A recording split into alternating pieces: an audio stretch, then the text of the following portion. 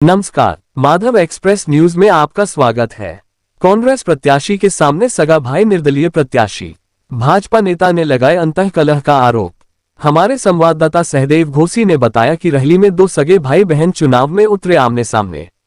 चुनाव होते हैं, इसमें भारतीय जनता पार्टी के कार्यकर्ताओं ने किसी के भी विषय में, खासतौर से महिलाओं के विषय में इस प्रकार की कभी कोई बातचीत नहीं कही।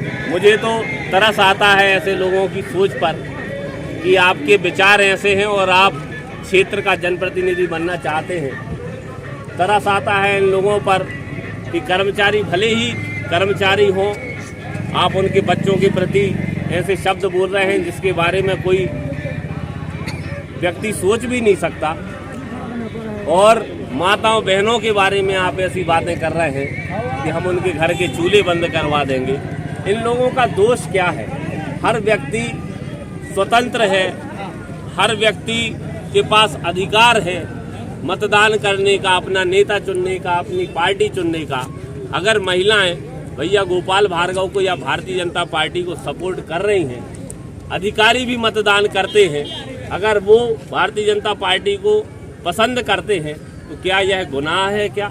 और मैं तो आदरणीय कमलनाथ जी से पूछना चाहूँगा कि जब आप नारी सम्मान की बात करते हो और आपके उपाध्यक्ष जो प्रदेश के उपाध्यक्ष हैं वह सार्वजनिक मंच से महिलाओं के विषय में ऐसी अभद्र टिप्पणियां करते हैं, उनके चूल्हे चौके को बंद करवाने की धमकियां देते हैं, तो आदरणीय कमलनाथ जी, क्या ये भाषा आपकी है, ये विचार आपके हैं जो आपके पदाधिकारियों के मुंह से निकल रहे हैं? अगर नहीं है तो आप इन पर कार्रवाई कीजिए। अगर आप इन पर कार्रवाई नहीं करते हैं तो हम यह मानेंगे कि नारी शक्ति, नारी सम्मान, ये सारी कोरी बातें हैं आपकी, और आप भी नारियों के विषय में इसी प्रकार के भाव रखते हैं।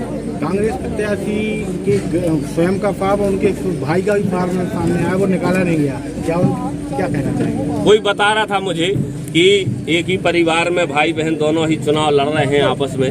अब ये उनके घर की बात हो सकती है, अब इसमें हम क्या करें? घर घर में लड़ाई चल रही है, हो सकता है कि घर घर की लड़ाई हो। इस विषय में हम इसलिए नहीं कहेंगे क्योंकि हमें ज़्यादा फर्क नहीं पड़ता, फर्क उनके घरों में पड़ना है, तो वो आपस में सुलह कर लें तो ज़्यादा अच्छा है। धन्यवाद।